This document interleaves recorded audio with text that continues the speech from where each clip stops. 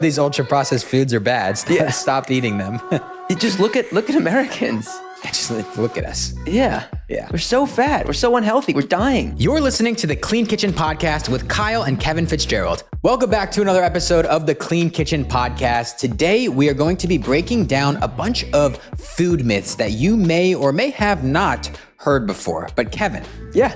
Did you know that the average person makes 200 food-related decisions every single day? Can you believe that? No, honestly, I can't. You told me that earlier, and it was shocking. I thought about it a little bit more, and it speaks to, I think, to me, the importance of having good food in your house. Because last night, I was thinking about this. We had no food in the house. We just had run out of food, needed to go to the grocery store, and we decided to just order food. And that is, I think, the default for a lot of people. And when you order food, you tend to quote unquote cheat or eat something that isn't as healthy as you would normally eat. So it was like it hit home for me last night when we were trying to figure out what to eat. What? Because you were trying to make a bunch of decisions or what? Yeah, I think it was primarily because at the end of the day, you're exhausted of making decisions and you just want something that's easy and you don't want to cook. And you don't even want to go to the grocery store, a lot of people at night. And so you just get something that you know is good from a local restaurant that you know you like. It's just a default. Yeah, I feel like that's part of the reason why I basically eat the same thing every single day. It's just like one less thing to think about. Yeah, it's like there's a bunch of like tech billionaires that will only wear the same shirt every day. Have you seen that? It's like reduce the number of decisions you have to make. Yeah. Yeah. It makes sense. Yeah, it 100% makes sense. It allows you to focus your brain energy on making important decisions. Like you never worry about what you're going to eat. You have the same thing. So you can think about other things, making content, informing people and stuff. It's, same kind of thing. Yeah. That's interesting. Well, I guess, people are making a lot of food related decisions out there. So hopefully we can, alleviate that a little bit with these myths that we're about to break down. So everyone listening can just, live their healthiest life. So what's myth number one, Kevin? So I think these myths are going to be, some you may be able to guess, but I think most of these are going to be a bit shocking to people here. So the first myth we have is that low fat foods are better for you. Less fat means you're going to be less fat, right? That's what they want you to think. That's right. So first, before we get into whether or not that's true or not, there's some background on the origin of why this exists. Kyle, do you know why this exists? Yeah, I feel like we've talked about it in the last couple episodes too. It's based on a lot of cherry-picked studies, I guess you could say, like the Ansel Keys study, which we've talked about before, the Harvard study, and then after those big studies, then the FDA and the USDA came out saying that basically fat is bad. Yeah. And fat's going to not only make you fat, but also like increase your risk for cardiovascular disease and things like that. Yep. Cherry-picked data. It was like they had a conclusion, a lot of these researchers, and then they worked back in order to make the data fit that conclusion that they had rather than the opposite, which is obviously how it should be done. Yeah, which is honestly the case with a lot of studies too. Like they'll find the answer they want, and then they kind of work backwards and try to make that study seem like it's legit. Yeah. Oh man, I'm guilty of this all the time, not with studies, but if I want to like buy something or like if it's sports related and I want something to happen, then I'll be like, oh, well, this is going to happen and this is going to happen. And then of course my conclusion that I want to happen is going to occur. Yeah. So, I get it. It's human nature. Yeah, it is human nature. You're right. Yeah. Yep. Okay. But that's kind of where it came from. Yeah. This notion that fat is bad. Yep. So then you're telling me fat is not bad. Is that what? Correct. Fat is good. Yeah. If it's coming from good, high quality fats, things like avocados, things like grass-fed meat, butter, beef tallow, all these things that we've talked about before, these can be very, very beneficial for our body. First thing is that fat is satiating. That's something that's going to fill us up and, not leaving us feeling hungry an hour or two down the road. If we're not getting enough fat, then we're just going to be constantly hungry. Same thing kind of goes for protein too. If you got to get enough protein and fat to fully feel satiated and fully feel satisfied. But fat is very important for hormone regulation. It's very important for brain health. Can be good for gut health as well. And the list goes on and on. So, the fact that fat is bad is a myth.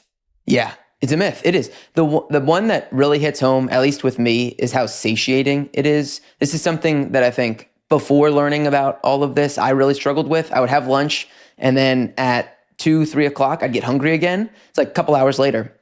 Then I'd be looking for a snack. And then maybe I'd get hungry again at 5 o'clock.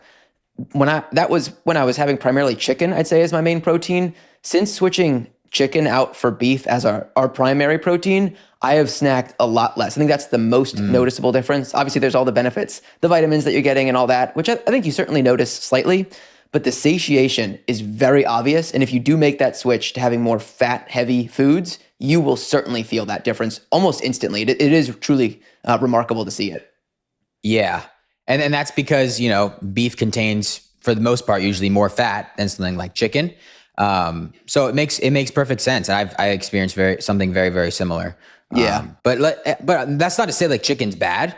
No. It's just maybe not, it doesn't have as much fat, so it's not as satiating, but it's easy to add like some butter or beef tallow or ghee or things like that to maybe some foods that aren't as high in fat to increase that fat content and, give you that same feeling of satiation and satiety. Yeah. One food group that really comes to mind when you talk about fat is yogurt specifically. Because whenever I think about the yogurt aisle, everything says fat-free. And it's like, oh, obviously, if yogurt is fat-free, it feels like that's a marketing scheme to make you think it's good for you. So is that not something that people should take at face value? Yeah, I'd say, yogurt, but like just dairy in general. Yeah. Probably milk and yogurt would be the top two areas in the grocery store where you see fat-free and then 2% or 1%, 2%, and then whole milk. And I always recommend going for the whole milk. You always want to go for the full fat. That's what that means. Whole milk is full fat. Skim milk is practically no fat or very little fat. Obviously, 1% is a little bit more, 2% is a little bit more. So ideally, you want to go for the full fat, especially if you're getting high quality dairy that's 100% grass fed. Those are good high quality fats in there. You're getting things like omega-3 fats, which can be anti-inflammatory, great for brain health, great for heart health. And something else called CLA, conjugated linoleic acid, which is also a very, very beneficial compound in whole milk products that's actually been shown to help people lose weight. So always go for the full fat when you can. Always go for the whole milk.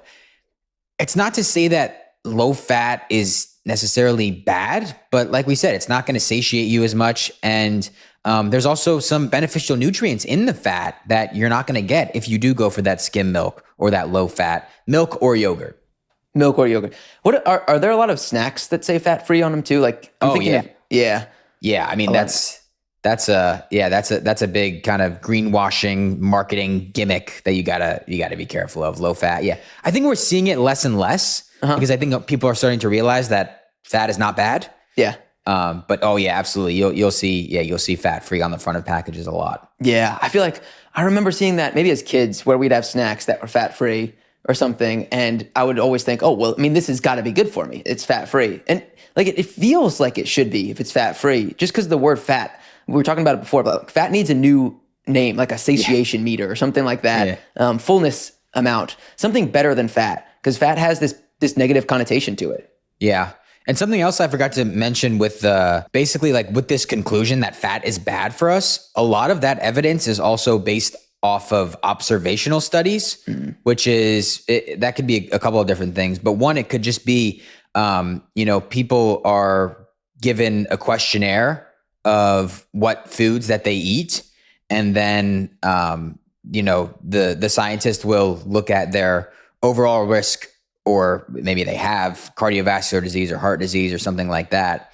But they're not controlling for all these other factors like lifestyle and exercise and relationships and family and sleep and all these other things. So, a lot of the times these observational studies, they're drawing conclusions that are just based off of food, but they're not taking into account all these other variables that are going on. So that's just another flaw with a lot of the evidence that says fat is bad. You've heard us talk about it before, the importance of protein. good general rule of thumb is try to get 1 gram per pound of high quality protein every single day.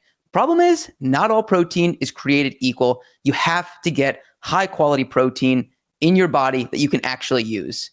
Problem is, it's tough to get it from food alone, and that's where protein powder comes in. Protein powders make it much easier to get the amount of protein you actually need. Problem with that is most protein powders have high levels of lead, pesticides, a bunch of other stuff you don't actually want in your body. And that's why I trust the PW1 whey protein from Peori. Their entire brand is built around the idea of testing everything with full transparency. So you know it's pure because they show you the data. Every batch of Peori, PW1 is third-party tested against more than 200 contaminants and is Clean Label Project certified. Every product has a QR code so that you know you can scan it and view your specific batch test results. PW1 is free from hormones, GMOs, pesticides, soy, gluten, and it delivers 21 grams of protein per serving. My personal favorite flavor is bourbon vanilla. It's delicious. You have to try it out. You can easily add it to a smoothie for high quality protein. I love to use it as an afternoon snack. So do what I do. Add Peori PW1 whey protein to your routine now. And great news, I have an amazing deal for you right now. You get an amazing 20% off, or if you choose the already discounted subscription, you get almost a third off the price. It's available when you visit my exclusive URL, peori.com/clean kitchen. Use my promo code Clean Kitchen, or you can save 20% off when you make a one-time purchase, which is an insane savings. Go to Peori, PUORI.com/clean kitchen. Don't wait. Go check it out right now. Clean Kitchen, Peori.com/clean kitchen. There's only so much conclusion you can draw from an observational study. It's like you said, it's one piece of the puzzle. There are a million other things. Like you said, if you're eating red meat all day, but then you're also drinking a bunch of alcohol at night, going out and partying, staying up late, not getting the right amount of sleep, not exercising, that is going to negatively impact everything. And you may end up in poor shape because of that. And it's not because of the beef necessarily. It's because of all the other life factors that you've made. Yeah. And even taking that one step further, like a lot of these studies, if someone's eating like a cheeseburger, they just count that as red meat. Like that's just red meat. It doesn't, they're not taking into account the bun, which probably has a bunch of terrible ingredients in it, all the toppings, the cheese, which is probably fake cheese. So there's just a lot of flaws with this whole thing that one, fat is bad, but also the fact that people say red meat is bad.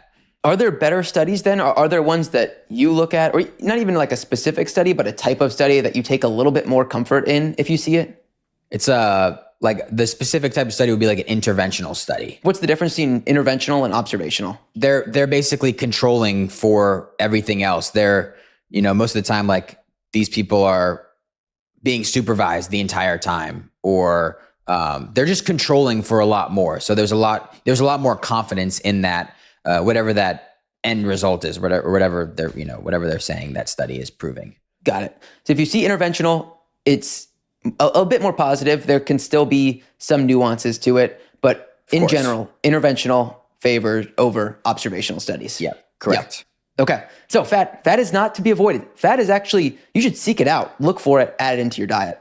Yeah. And I think I do feel like it's becoming like more and more mainstream. At least I like to think it is, that fat is not bad. A lot more people are using like avocado oil or ghee or butter to cook with, which are all examples of good fats. Yeah. I don't know if it is. I mean, we had this conversation before. I don't know if it is. I was at a watch party for some of the football games this past Sunday, and there were a bunch of snacks and stuff on the table, one of which was cookies. And someone went to the fridge and got out milk to dip the cookies in. And the person grabbed whole milk, and everyone in the room freaked out that she was grabbing whole milk instead of like 2% or skim. No way. Yeah. So I don't think it's like, I think the people you hang out with, they are aware of this and they know about it. But in general, I don't know. Because we looked at that graph before. We can share this graph too. Over time, basically the type of milk that people have been consuming, and whole milk is on a downtrend since like the 60s. Skim milk makes a pretty big pop in the 80s when a lot of these studies were coming out and people were talking about it more. Whole milk maybe slightly at the very tail end, you can see it curl back up, but compared to where it was, it's not even close. Yeah. Interesting. Yeah. Well, we had skim milk growing up. I know that. For sure. Yeah. So We didn't know better. no one knew. All right. That's our first one. That's our first myth. Fat not to be avoided. Kyle, the second myth I got for you. If I see organic on a product, I can know that product is healthy, right? Unfortunately not. No, why not? I would treat, I don't know, like organic can go both ways because people are like, is organic BS? Like if you see organic like that means nothing, right? It's like, well, no, it does mean something. It means that food or product wasn't sprayed with any synthetic pesticides or herbicides, no antibiotics used, no things like no chemicals, like things like hexane were used. So it does mean something, but just because it's organic doesn't mean it's healthy. You need to always look at the ingredients, especially, if this is like more of a processed food with an ingredient list. Always look at the ingredients. Don't fall for the marketing on the front of a lot of these packages.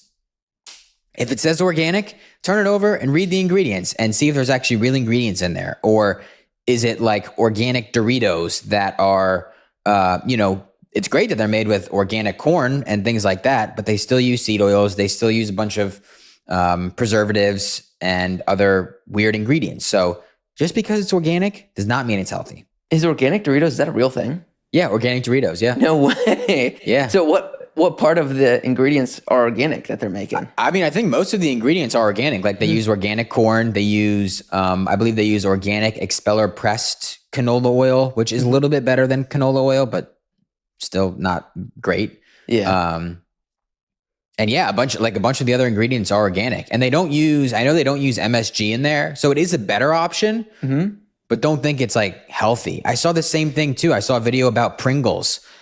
Pringles came out with this like farmhouse cheddar product, and they made it seem like so much healthier. I don't think it was organic, but they just made it seem so much healthier. They changed the pictures on the front of the package. They changed it from cheddar to farmhouse cheddar, which sounds healthier. Yeah. They added a little bit of whole grains to the end of the ingredient list, and then they put like multi-grain on the front. That's like just a buzzword that people see and they're like, oh, this has got to be healthier. But when you look at the ingredients, it's like they're basically identical. They just put, like I said, they just put a little bit of whole grain like at the end of the ingredient list. So I guess they could claim that it's multi-grain. But yeah, I mean, definitely question it, especially if it's a company that's been around for a very long time, and then like a Doritos or a Lay's or any of the popular foods at the store, if they come out with a product that's organic, please don't think that it's healthy. Yeah. It's usually not. So it's possible that it's healthy, but it still depends on the ingredients. You still need to flip it over, still need to understand what's going on. But if it is all real ingredients and they're all organic, then that's normally 2 thumbs up. Okay. Yeah. Good to go. Yeah. Good to go. And people ask me too, like, what about like a regular apple versus an organic apple? Like there is a difference there. Like there's a lot of videos I've seen out there of people just being like, organic doesn't mean anything. Like it's a total scam, which I would personally disagree. Like if it's USDA certified organic, then it can't contain a bunch of those things that I just mentioned. So, yeah, organic definitely means something, but on the front of packages, it's usually used as a marketing gimmick. All right, rapid fire here with fruits, whether or not you buy organic or not. Okay. So apples. Organic. Bananas? No, I don't always buy organic. It depends what's ripe. Depends what's ripe. Yeah, normally if something has like a thick skin on it, I'm not as worried about buying organic. Okay, then follow up to that, avocados. I try to buy organic, but not always. Not always. Okay. What Again, that's another one where it depends on the ripeness. Yeah. Okay. Berries. Berries always organic. Because you're eating the skin. Because you're eating the skin, and those always tend to test very high in pesticide residue. Yeah. That's all the fruits I can think of that you would eat. What else? Those are the main ones. Those are probably the main ones. Yeah. Yeah. General rule of thumb, I tell people, if it has a skin that you're going to eat, buy organic. Or if it has no skin, buy organic. If it has a skin that you're not going to eat, or like, yeah, if it has any sort of skin that you're not going to eat, that you're going to peel off or take off, then not as important to buy organic. Okay. I think that's a perfect summary there of organic. Good to know, but not the end all be all there. Yep. All right. That is myth number 2. Myth number 3, I think, is maybe the most popular one here. It's about calories. A lot of people count calories, Kyle. And it's a popular way for weight loss is to count calories to make sure calories coming in are less than calories going out. I said that right. So Kyle, tell me, are all calories created equal?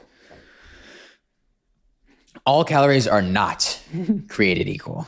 And a perfect example of this, if we're continuing with this, I guess Doritos example, would be 100 calories of eggs, probably like one egg, is not the same as 100 calories from Doritos. Mm-hmm. But a lot of these fitness influencers and people out there will tell you that calories are calories and it's all the same. But when you look at the micronutrients, the nutrient, like forget about the protein and fat and carbs. When you look at the micronutrients, the actual vitamins and minerals that are inside of those foods, one egg contains so many different vitamins and minerals, contains all essential amino acids. Whereas Doritos, there's basically nothing in there. It's empty calories for the most part. And also with the egg, that has fat. So getting back to the macronutrients, that is going to fill you up. The Doritos aren't going to fill you up. So you're just going to keep eating and eating and eating. Yeah. So, all calories are not created equal. It definitely depends on where you're getting them. Yeah, this is the biggest flaw in the counting calories argument, is that you're just working under the assumption that all calories are equal. And maybe on face value, you're like, okay, I get that. But once you start to dig and ask questions like, is 100 calories of an egg the same as 100 calories of a Dorito? It feels obvious that it's not, and you shouldn't be doing that. But it still is one of the most popular weight loss mechanisms, is calories in versus calories out. Mm-hmm. Yeah. And something else too, I want to get this right. The body processes macronutrients differently. So when I say macronutrients, I mean things like protein, carbs, and fats. And protein actually has a higher thermic effect, which basically just means that protein burns more calories during digestion. So when you're consuming protein, you're actually burning more calories. That's another reason why all calories are not created equal. And going back to that egg example, that egg has a bunch of protein in it, which when you consume it and digesting it, you're burning more calories. But when you're consuming those Doritos, there's no protein in there. So you're not burning calories while you're eating them. Yeah. And then this, again, kind of goes with that, but refined carbs and sugar, that's going to lead to blood sugar spikes and crashes, which can promote fat storage in your body, which can lead to weight gain. Mm-hmm. And then like we've already talked about, the fats, those are also very, very good. Those are going to provide you long-lasting energy and satiety and not leave you feeling hungry. So you got to look deeper than calories. When I'm buying products, I never look at the calories. I very rarely ever take into consideration. I honestly never take into consideration calories. Yeah. Would there be, I'm trying to think of any situation in which you would look at calories, or maybe a better question. When you eat, do you track anything? Are you looking to make sure you hit a certain number of grams of protein each day or fat each day?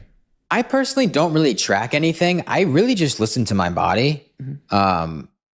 I would say I do try to, ideally, I'd say I try to get protein. I try to get a good amount of protein, and that's probably the thing I prioritize the most. I try to get, so I weigh about 170 pounds, somewhere around there. And normally to maintain muscle or to increase muscle, they say to try to get 1 gram of protein per pound of body weight. So in an ideal world, I guess you could say I'm trying to get 170 grams of protein per day, which is a lot. That is a lot. And I definitely don't track that. Like I really just listen to my body, and I eat when I'm hungry and I don't eat when I'm not hungry. And that varies day to day. Like sometimes I'll eat 2 pounds of meat, and that's like my protein for the day, basically. Mm-hmm. Sometimes I'll eat a pound, sometimes I'll eat 1.5 pounds. It's really just like whatever I'm feeling and whatever my body is telling me for the most part. Yeah. I think that's a good way to do it. I don't know if that's a popular like weight loss advice. Like if you go and Google top definitely 10 not. best ways to lose weight, I don't think you'd listen to your body. I'm not a weight loss person. No. What do you mean when you say that? I'm not a weight loss person. I don't teach people to lose weight. I just teach people to eat real food. Yeah. I don't specialize in weight loss. Yeah. I guess that's what I mean. But usually when you start eating real food, that's a side effect of eating real food. You start to lose weight. You start to feel better. You start to have energy again. Your brain fog goes away. Your migraines go away. Yeah. Yeah. Okay. All right. So calories are not created equal. Anything else we need to know about calories? Yeah. So there's been a bunch of studies recently that have shown that ultra processed foods are not good for our health. And this kind of goes with it. This goes with, all the people that are saying calories are calories, because I've seen actually, fun fact, the reason that I started Clean Kitchen Nutrition was because I was on TikTok. This was in 2021. I was scrolling through TikTok and I saw this fitness influencer go into the store and he was like, I'm going to show you 5 healthy swaps that you can make. And he goes in and he says, instead of a regular Hershey's bar, go for this 0 sugar Hershey's bar, or this less, like 100 calorie, like less calories or something like that. And he just does that with like 5 other products. And, all the products he's suggesting are terrible. And I'm like, I got to do something about this. So literally, I think it was the next day, I went to the store and I actually filmed healthier alternatives and I posted it on TikTok. Was that your first video? But my first video was ketchup. Yeah, it was a video about ketchup. That was my very first video. And again, that might have been the ones that he did. He was like, oh, don't go for this one. Go for this 0 sugar ketchup with like a bunch of artificial sweeteners in it. So I was like, I got to do something about this. Yeah. And that was when I posted my first video. So shout out to all the fitness influencers that are recommending the wrong things, because that's what made me want to start Clean Kitchen Nutrition in the first place. Yeah. You ever reach out to that guy? Thank him? No. I don't even know. I don't even remember anything, what he looked like or anything. But anyway, back on track. There's a lot of studies that have come out recently that shows that these ultra processed food are not good, regardless of the calorie count as well. So I'm just going to read off a couple of these headlines. So a randomized trial found that participants on an ultra processed diet consumed 500 more calories daily and gained weight compared to those on an unprocessed diet, despite identical calorie availability. So this goes back to probably the fact that, yes, they're consuming these ultra processed food that are not high in protein and fat, so they're more hungry, so they're consuming more calories and eventually leading to weight gain. Yep, 100%. Research shows that ultra-processed foods disrupt metabolism and contribute to obesity and cardiovascular issues due to their low nutrient quality and high levels of additives, independent of calorie content. Again, it's looking one step deeper. It's not looking at the calories. It's looking at the actual nutrient quality in there. This just goes hand in hand in what we're saying. But yet, I still have like all love to all the dietitians and nutritionists out there. But I get people commenting or making videos about me being like, no food is bad. Like, you can't say food is bad. Like, that's going to cause problems. But like, there's studies here that show these ultra processed foods are bad. Stop eating them. Just look at Americans. Just look at us. Yeah. We're so fat. We're so unhealthy. We're dying. Yeah. And the last one I'll mention here is regular consumption of ultra processed foods is linked to higher risks of insulin resistance, type 2 diabetes, and cardiovascular disease. Yeah. Okay. Yeah. It's like, this whole thing reminds me of the saying, don't judge a book by its cover. It's like, to me, obviously that applies to people, but to me, if you're looking at food, judging a book by its cover is simply looking at the number of calories that it has. And you have to look one level deeper. You have to look at the ingredients. You have to look at how those calories processed through your body. And that's the core of this. Yeah. And the marketing on the front too. Like, reading a product by its, Yeah. The marketing and the calories are like just looking at it from the outside. But Yep. you really want to know what's in there? Look at those ingredients. Yep. Yeah. Get to know someone. Get to know your food a little bit. All right. That's myth number 3 is calories. Number 4 here is around carbs. And this, I think, carbs also have a negative connotation to them. People try and avoid carbs. There's a lot of diets that are built around avoiding carbs. So Kyle, myth number 4 is carbs are the enemy. Carbs are not the enemy. No. I will say I do think a ketogenic diet, which is basically a low carb diet, can be beneficial for a short amount of time, especially if you are trying to lose weight. I'm no weight loss expert, but a lot of people that go on low carb diets tend to lose weight a lot quicker. But carbs are very important, but there's 2 different types of carbs. We have refined carbs and we have unrefined carbs. Refined carbs are things like your refined wheat flour. Again, you go to the grocery store, you look at most products in the aisles at the grocery store, it's going to contain enriched wheat flour, or sometimes it'll say unbleached enriched wheat flour or bleached enriched wheat flour. This is all the same thing. It's refined wheat flour. They basically take a whole grain wheat or whole wheat, and they strip away all of the fiber, the vitamins, and the minerals. So you're basically just consuming empty calories. And that is probably the most popular refined carb. So if you're saying that type of carb is bad, then yes, I would agree. That type of carb is bad. But that is very different from the carbs from fruit, for example. Or, really any like real unprocessed food that naturally has carbs in it. Even vegetables. Vegetables they tend to be lower carb, but they still contain carbs, and those are not bad. So just important to distinguish between the refined carbs and the unrefined. If you looked on the back of a product and you were reading the ingredients, how would you know it was an unrefined carb? What would you look for to tell you that it's unrefined? If it says like whole grain wheat flour, specifically talking about wheat flour, whole grain wheat flour is what you want to see. Okay. Very, very rare. Yeah. That's in like bread. Like I'm thinking bread. Is that right? Okay. Yeah. Bread. Yeah. That's probably where you find it the most. Yeah. Whole grain wheat flour. And then I see the enriched all the time or unbleached. That feels like I see it on processed foods. I see it on bread. So that's just an avoid. That's just refined wheat flour. Yeah, you don't want that. No. That's what I always say. The top 3 ingredients to avoid if you're just getting started: refined wheat flour, vegetable oil, corn, canola, sunflower, safflower oil, soybean oil, and the added sugar. It's like those 3 ingredients. And then you're going to cut out 80% of the grocery store, and you're off to a great start already. Yep. Yeah. Yeah. It's the 80-20 rule. You do 20% of the work, which is those 3 ingredients. You'll cut out 80% of the junk. Exactly.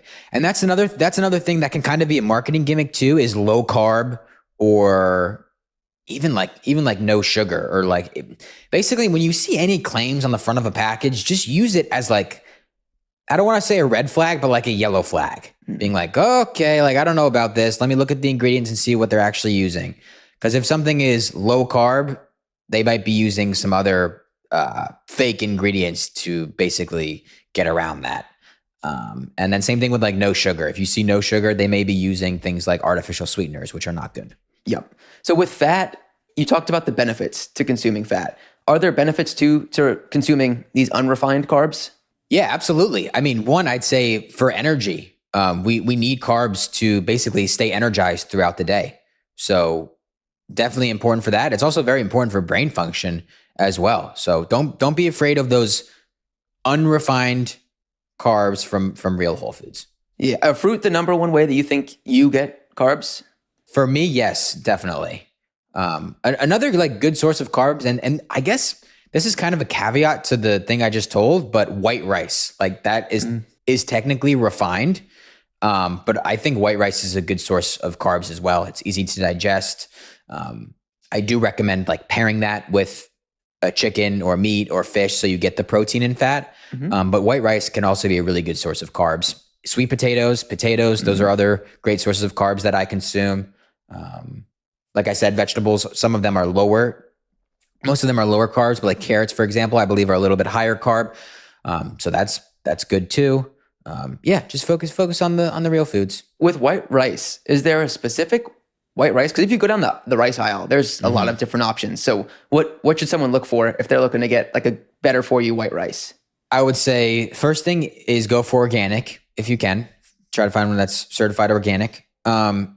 Look for one that's either from California or India, because those tend to be lower in arsenic. A lot of rice is contaminated with arsenic, and it's natural arsenic, meaning it's like this arsenic is naturally in the earth and it's getting into the rice. But when you get, normally I go for California. So we'll say, look for California organic rice. And I used to say brown rice was healthier than white rice because brown rice is technically unrefined. It has everything intact. It has the fiber, it has the vitamins, and it has the minerals.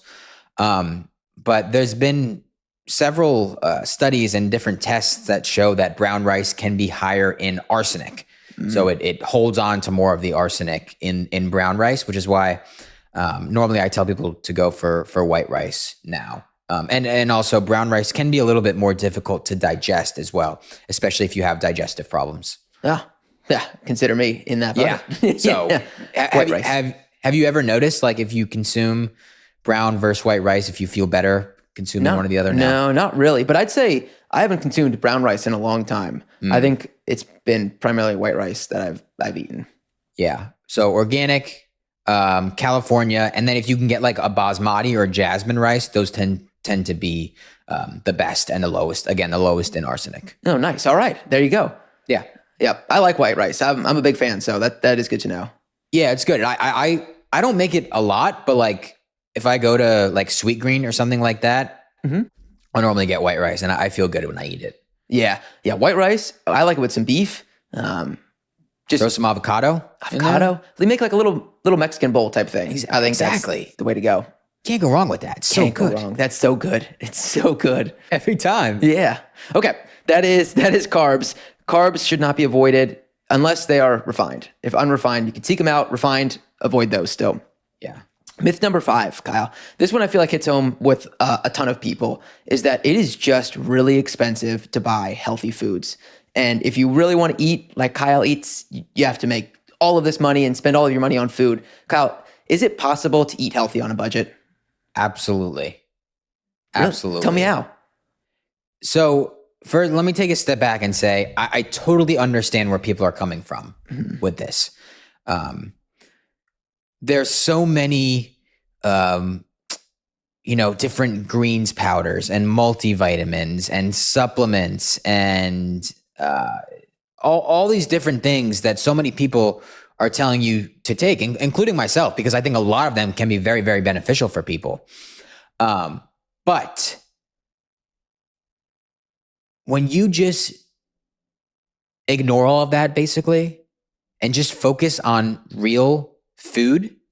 And I always tell people, like, the number one advice I have, if you are shopping on a budget, which is most people, when you walk into the grocery store, shop the outer aisles first. Shop the fruits and vegetables.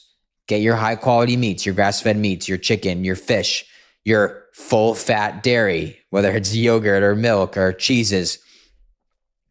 And honestly, that should be a majority of your diet. But between fruits, vegetables, and meat, animal protein, that should be a majority of your diet. And if you specifically buy the foods that are not expensive, like avocados, those are expensive. You don't need avocados. Don't buy the avocados. If it's not in your budget, don't buy it. Bananas are incredibly cheap. You can get regular, again, sometimes I don't buy organic bananas. Just buy regular organic bananas. You get 6 or 7 bananas for like 80 cents. So just be very specific in the foods that you do buy and just do the best you can. You don't always need to buy organic. You don't always need to buy, and I know I preach a lot about, buying the highest quality. buying 100% grass-fed, regeneratively raised meat, buying pasture-raised eggs, pasture-raised chicken. That's great if you can afford it. If you can't afford it, don't be like, oh, I can't afford it, so I'm just not going to eat any of that. I'm just going to go buy my Doritos and Twinkies and Oreos and call it a day. I don't know if people actually do that or not, but I hope not. I don't know. You never know. No, that's true. You know, buy. I don't want to endorse this, but buy the lowest quality eggs, buy the lowest quality meat. If that's all you can afford, that is way better than all of the ultra processed food in the middle of the aisles. Mm-hmm. And the second point to this, I also totally understand a lot of the healthier processed foods that are coming out. A lot of the ones that I talk about that do use real food ingredients, they're expensive. And there's a reason they're expensive. It's because they're using real foods. They're not using these cheap, ultra processed, low quality ingredients. They're using real high quality foods, which can be expensive, but don't prioritize those things. Use most of your budget on the real foods, like I just talked about. I mean, between meat, fruit, dairy, and animal protein, like that should make up a majority of your diet. Maybe you go and buy the white rice in the aisles again. Mm-hmm. But yeah, that should make up a majority of your diet. And then with the leftover budget you do have, then go and buy those healthier crackers, those healthier cookies, the healthier ice cream. But you don't necessarily need to make that like a staple in your diet, those healthier processed foods. I think something that I learned that I noticed with myself and that I've heard from other people as well, is that if you're on the standard American diet, you're eating a bunch of ultra processed foods on a daily basis, but you want to eat healthier, it's very, very good to use these healthier processed foods as almost like a transition, as a way to basically like get off processed food altogether. So when I first opened my eyes to all of this, I definitely started buying all of the healthier processed food. And I used to eat a lot of it. But over time, I feel like as my taste buds have adjusted, I've just craved real food more than the processed food. And now it's, an average day for me. I'm eating mostly real food, meat, fruit, vegetables, some white rice, raw dairy, on a daily basis. And that's basically what I'm eating. Maybe I'll have like a healthy protein bar as a snack or dessert or something like that. But like, that's really it. The more you get into it, the less you're going to crave those processed foods, and you're just going to crave the real food more and more. Does that make sense? Yeah, it does. It does. I think that's important. Use the better for you foods as a bridge to get to maybe like an end goal. Because you're right. If you are on this standard American diet, they have made those foods as addicting as possible. That is their goal with them. And they are very, very good at doing that.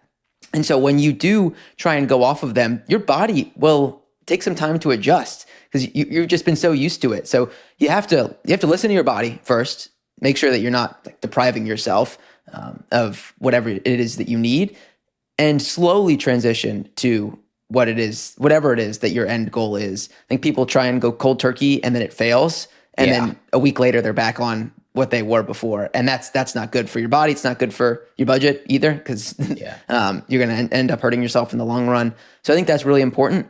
The other thing is there are some resources out there that I think make eating healthy a little bit easier. The two that come to mind are TrueMed and Thrive Market. So TrueMed allows you to pay HSA for what are considered healthy products, not necessarily like going to the grocery store and using that. But if you are interested in adding some sort of supplements to your life, a lot of them are sponsored by TrueMed. So if you have an employer that has an HSA program, then you can use that HSA money, which is tax-free, so there's benefits to it, to go towards those healthy products. So for example, I just started taking the Heart and Soil beef organ supplements. And you fill out a form and then you get approved, and then I can use my HSA money for consuming those supplements. So it's not coming out of my normal regular budget that I have. It's a separate HSA budget that is tax-free and benefit there. And then the other one, which I know you're a big fan of, Kyle, is Thrive Market, which allows you to get a lot of these premium, quote unquote premium products at a better price.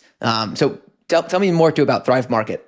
Yeah, it's basically an online grocery store that is much cheaper than your average products at the grocery store, especially if you go to like a Whole Foods or something like that. And it makes it more accessible for people because a lot of people don't live near a lot of these health food grocery stores, and they don't have a lot of these healthier processed foods that I talk about a lot on my Instagram account. So yeah, I think Thrive Market is great if you want to save money or if you don't have access to a lot of these healthy foods. I think Thrive Market is really a great thing. And I don't want to say every single thing on their website is perfectly healthy, but it's absolutely like in the better category and above. Yeah. Like they have a ton of great stuff on there. They have so many great brands that I talk about on a daily basis. So if this is not a sponsor or anything, but if it sounds interesting to you, definitely check out Thrive Market. Yeah. And you can use my link down. No, I'm just kidding. Do you have a link? Do you have a code? I used to. I don't think I have one anymore. No, not anymore. I haven't worked with them in a little while. No. The other thing too is almost all of America is within, I think it's like 5 miles of a Walmart. And I've seen you do videos where you'll go to Walmart and you'll basically create meals for the day. I think you did under $10, maybe even at a Walmart before. I think I did that once. Yeah. Did it once. Okay. Maybe I just remember that one video. So it's possible to also get a lot of these better for you foods at your Walmart. Like you don't have to go to the fanciest, most premium grocery store in the world. You can do this at Walmart. Yeah, absolutely. I mean, between like Aldi and Walmart, like they're starting to get they're starting to get great products. Like not only obviously they have produce and things like that, but they also like they have grass-fed meat for like $5-6 a pound. They're starting to get a lot of healthier snacks and things like that, which are much cheaper than when you go to like a Whole Foods, if we're continuing with that example.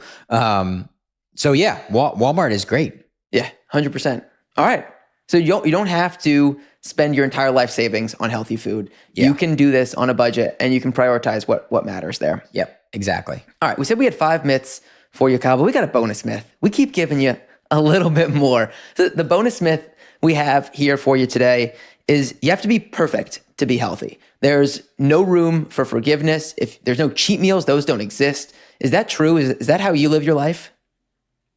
I will say this is probably the area that I struggled with the most because I actually learned from I didn't realize this until 3 or 4 years ago that I am a perfectionist. Mm-hmm. And I actually learned this when I was taking voice lessons. Mm-hmm. And it was like my second lesson with my music teacher, and I'm singing a song, and every time I would like miss a note or like mess up a note, I would want to like go back to it and like correct it. And he's like, "Wow, you're a perfectionist." And I'm like, "Oh my gosh, I am." Like a light bulb moment. Yeah. And this same exact thing happened to me when I first got into health and nutrition. Mm-hmm. I thought that I had to be 100% perfect. And if I had one little thing that was outside of the diet that I was supposed to be eating or the supplement or whatever it was, then everything's ruined. All of my progress that I've made is ruined. And that was not good. That is a terrible mindset to have. And that, I think that ruined me, or that like stalled my progress. Because of the way that I thought. Food is so important. It's the foundation for overall health. But if you are more stressed over it, then if you're more stressed than like actually just enjoying it, then like that's going to cause more harm than good. The stress, the I don't even know how to word this, but like the symptoms that the stress is going to cause could be worse than just eating like an Oreo or something. Mm-hmm. And I'm not saying like that's what I was doing, but the stress can be much worse than that one bad food that you eat, that you consume. So don't be like me. Don't think you have to be a perfectionist. Just do the best you can. A lot of people say the 80-20 rule. Mm-hmm. I like that for the most part. If 80% of the time you're consuming, really high quality real foods. And then 20% of the time, maybe you're consuming those processed food. Maybe it's even not the best of the best processed food. Maybe it's just like in the better category or something like that. Still not a big deal. Don't try to be perfect. No. Yeah. I think that's so important. There's like a saying that I hear a lot. Diet starts Monday.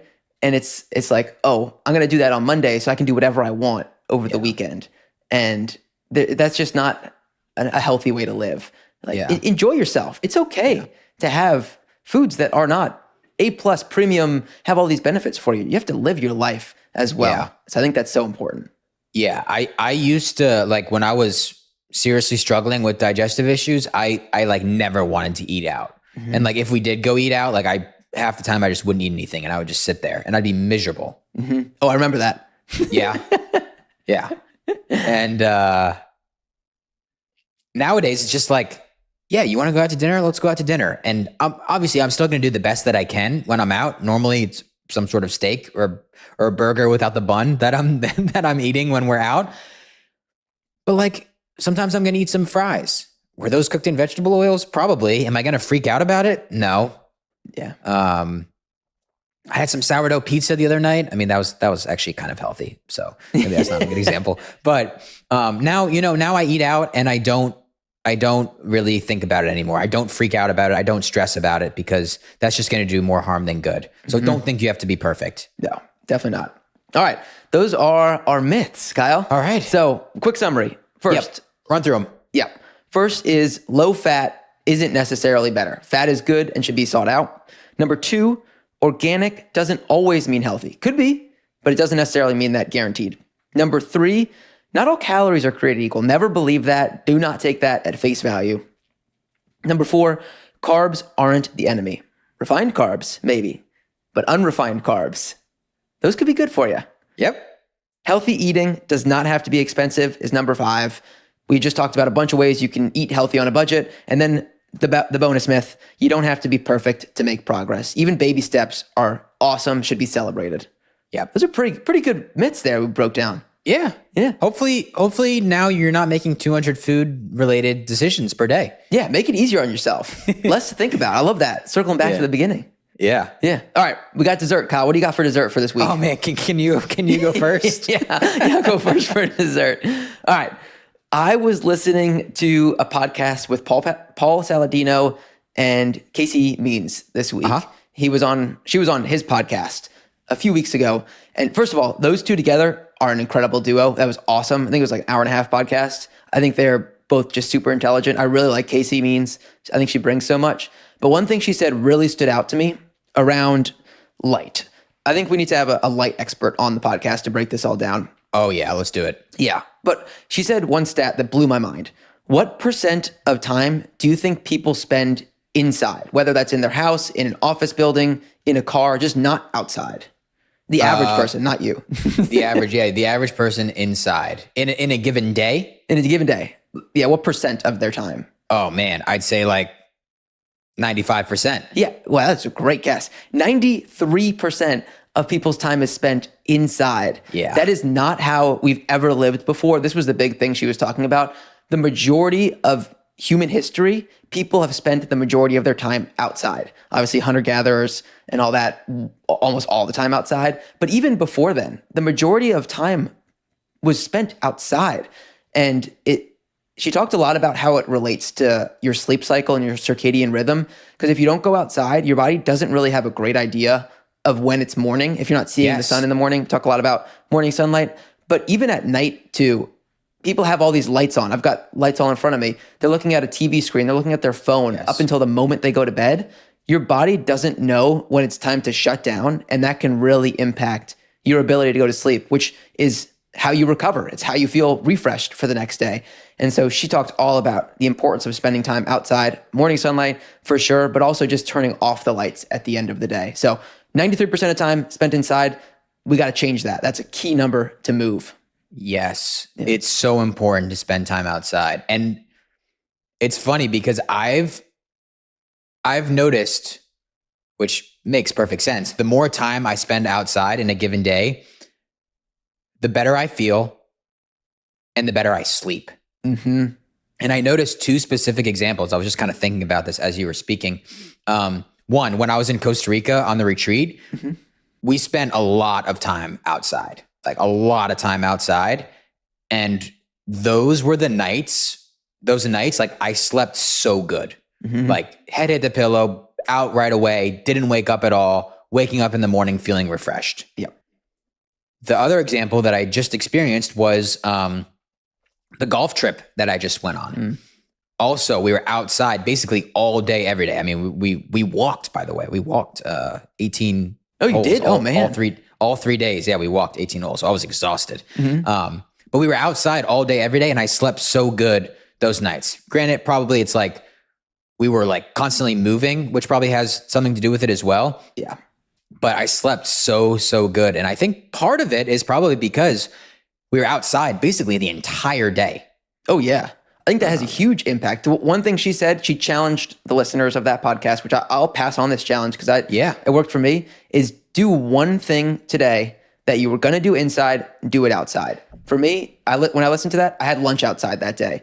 It's warmed up here a little bit, and it took me 20 minutes, just ate outside instead of normally I'll eat inside at the table. And I just felt so much better sitting in the sun. So to everyone listening to this podcast as well, from Casey, do one thing that you were going to do inside today and do it outside. Go on a walk. Go take a call that you need to take outside. Whatever it is, just do that one thing and see how you feel. I love that. Yeah. Thank you. That's my dessert. Yeah, that was a good dessert. That was delicious. Bring the heat. Bring the heat on dessert. All right, I'm going to piggyback off of your dessert. This is something that I ordered a very, very, very long time ago, and it just came in the mail. This is a daylight computer.